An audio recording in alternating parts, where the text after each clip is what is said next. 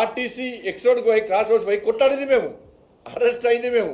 Congress party ఏ రోజు కొట్టాలి, ఏ రోజు కొట్టాలి? పేపర్ స్టేట్మెంట్ ఇచ్చింది తప్ప సరే అక్కడక్కడ తూతూ మంత్రంగా ఎవరన్నా ధర్నాలో రాస్తారో దిశ అలవట్టి రావచ్చు, కానీ జైల్లోకి పోయింది కొట్లాడింది మేము. ఎందుకు కొట్టాలి కాంగ్రెస్ పార్టీకి? కాబట్టి అంత మేధావి వర్గం ఢిల్లీ ఎన్నికల్లో మేధావి వర్గం అంతా కూడా వార్ వన్ సైడ్ అన్న విధంగా మేధావి వర్గం అంతా కూడా ఓటు బ్యాంక్గా మారారు. మేధావి వర్గం అంతా ఓటు బ్యాంక్గా మారి భారతీయ జనతా పార్టీని గెలిపించారు. 12,75,000 రూపాయలు ట్యాక్స్ ఎగ్జంప్షన్ అంటే మామూలు విషయం కాదు. ఎప్పుడు కూడా ఉద్యోగ ఉపాధ్యాయ వర్గాలు ఆలోచించలే, ఇంత బెనిఫిట్ ఉంటుందని చెప్పి ఆలోచించలే.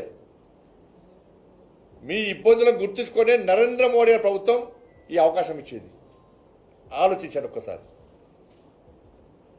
సంవత్సరం లోపల 10 లక్షల మందికి ఉద్యోగాలు ఇస్తామని చెప్పి నరేంద్ర మోడీ గారు ప్రకటించిన తర్వాత ప్రధానమంత్రి రోజ్గార్ మేళా పేరుతోని ఇప్పటికీ 9,20,000 మందికి కేంద్ర ప్రభుత్వాలు ఉద్యోగాలు ఇస్తున్న ఘనత నరేంద్ర మోడీ గారి ప్రభుత్వాన్ని.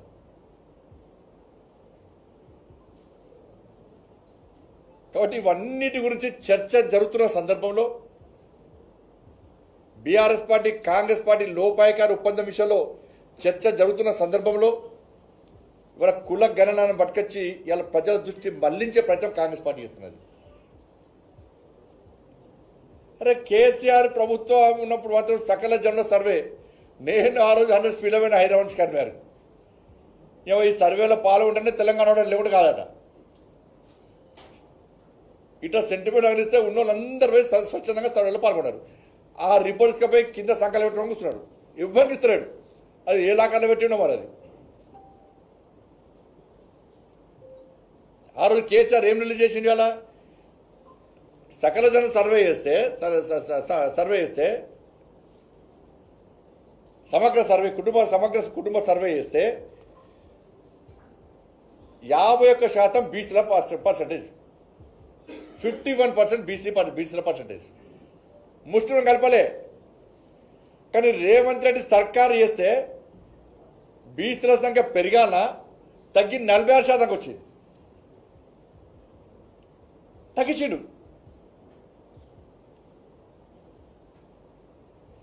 ముస్లింలను 10% ముస్లింలు కలిపి బీసీలో కలిపాడు. ఎవరయ్యా జాగిరి?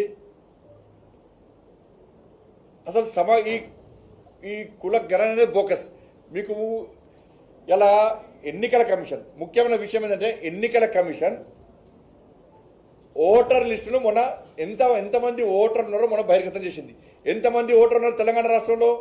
3,34,00,000 మంది ఓటర్స్ తెలంగాణ రాష్ట్రంలో ఉన్నారు. 3,34,00,000 మంది ఓటర్స్ తెలంగాణ రాష్ట్రంలో ఉన్నారు. కానీ కాంగ్రెస్ పార్టీ ప్రభుత్వం పాపులేషన్ ఎంత అన్నది? 3,70,00,000 అన్నది. ఓటర్లేమో 3,34,00,000 అట. ఎలక్షన్ కమిషన్ ఇస్తుంది. ఇలా పాపులేషన్ మాత్రం 3,70,00,000 అట. ఇది అంటే ఎంత తేడా ఉంటుంది? అంటే మిగతా జనం ఏడమేరు. ఇలా మేధావి వర్గం కానీ నిపుణులు కానీ జనాభా తెలంగాణ రాష్ట్ర జనాభా ఇప్పుడున్న పరిస్థితి ప్రకారము 4,30,00,000 ఉండాలి. 4,30,00,000 జనాభా ఉండాలి. ఏ రేషియో ప్రకారం? ఎలక్షన్ కమిషన్ 3,34,00,000 మంది ఓటర్స్ ఉన్నారని చెప్పి ప్రకటించిన తర్వాత ఆ రేషియో ప్రకారము 4,30,00,000 మంది జనాభా ఉండాలి. మరి కాంగ్రెస్ పార్టీ ప్రభుత్వం 3,70,00,000 అంటుంది. మిగతా 60,00,000 ఏడవేరు సంపేసిందా కాంగ్రెస్ పార్టీ ప్రభుత్వం? మిగతా 60,00,000 మంది ఏడికి వేరు. అరే ఓటర్లు 3,30,00,000 ఉంటారు, జనాభా 3,70,00,000 ఉంటారా? ఇది ఎక్కడి సర్వే మీది?